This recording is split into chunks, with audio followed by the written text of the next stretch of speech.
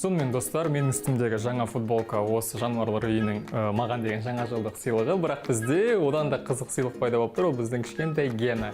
Бұл Гена крокодил емес, ол Triple G боксер емес, ол біздің кішкентай кірпі.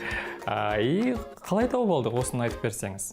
Его нашла девушка на оживленном проспекте города. Оны қала көшелерінің бірінде бір қыз тауып алыпты. Бізге алып келгенде желтоқсанда ояу жүрген кірпіні көріп таң қалдық.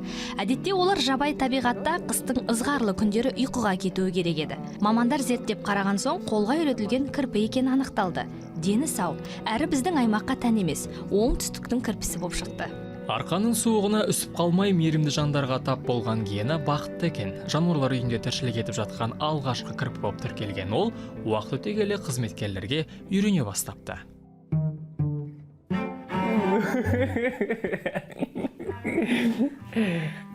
Тығылып қалды, ішіне оралып алады екен осылай. Біз әдетте кірпі деген кезде тек қана оралып алған, мынандай домалақ күйінде ғана білеміз, қорғанып жататын. Ал міне дәл қазір бізге құлағын да көрсетті, тұмсығын да көрсетіп жатыр, аяқтары да бар. Ерекше сәт, мен өмірімде кірпіні дәл осылай жақыннан былай көрмеппін. Инелі томнан қорықсам да қолыма алып көргім келді. Ол тістемей ме? Қатты ауыртып тістейді. Ой, онда қоя салайын. Бірақ ол үшін қатты ашулануы керек. Қазір сабасында. Ашулана бастағанда пышылдап, айбар шегеді. Біз түсірілімге келген сәт кірпінің түскасына дәл түскен екен.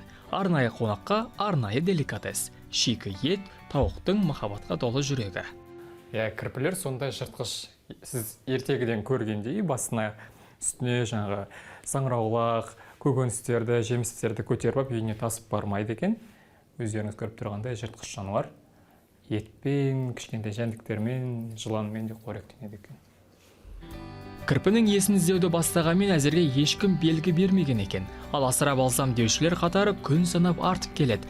Алайда Елизавета ханым басты мақсат оның жабайы табиғатқа бейімделіп, өзге кірпілермен қатар өмір сүруіне үйрету және жағдай жасау деді.